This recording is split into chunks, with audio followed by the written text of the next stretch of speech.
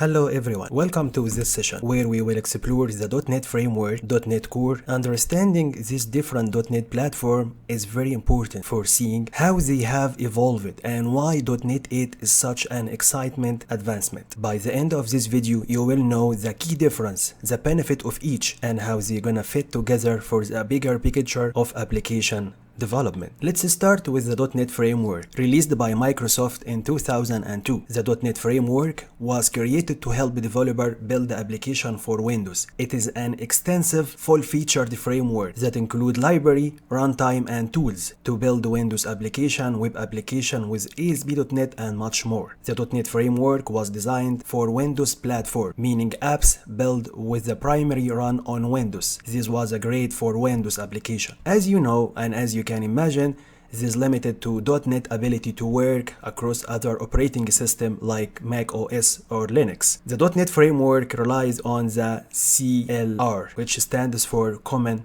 Language Runtime, which is basically the runtime environment that execute .NET application and provide service like memory management, security, and exception handling. In 2016, Microsoft released .NET Core to address the growing demand for cross-platform development. Unlike the .NET Framework, .NET Core was built from the ground up to work on multi-operating systems like Windows, Mac OS, and Linux. .NET Framework is modular, meaning you can use only the library you need, making it lighter and more efficient for web or even cloud application. In 2020, Microsoft introduced .NET 5, marking the beginning of the unification of the .NET platform. The idea was to combine the best feature of .NET Framework and .NET Core into a single platform with .NET 5, so developers had a unified experience regardless of where their application would run, and included support for both web and desktop application. Now,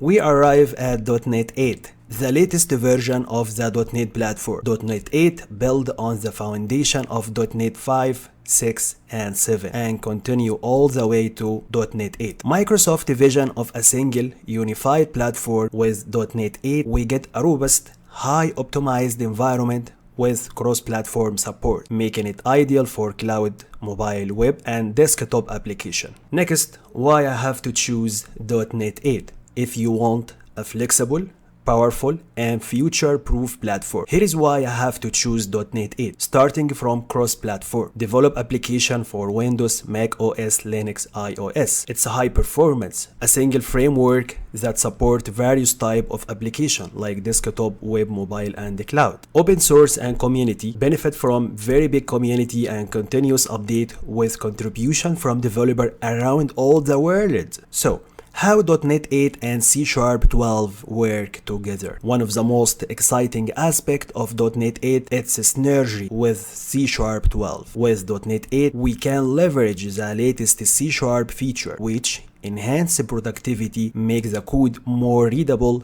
and improve performance. Some of the new features in C#12 include primary constructor, collection expression, inline array, and default parameter in Lambda. So, let's move to the summary, choosing the right .NET platform. To sum it up for you, the .NET Framework was great for Windows application, limited to the ecosystem. .NET Core opened up new possibility by supporting cross-platform development, and now .NET 8 take it even further by providing unified, highly optimized platform for building any type of application on almost any platform. With .NET 8, you are getting the best of both worlds, the powerful feature of .NET combined with the flexibility and performance of .NET Core. That's why .NET 8 is the future of .NET and why we are focusing on this course. So, what's next? In the next session, we're gonna set up our development environment so we can start writing code with Visual Studio and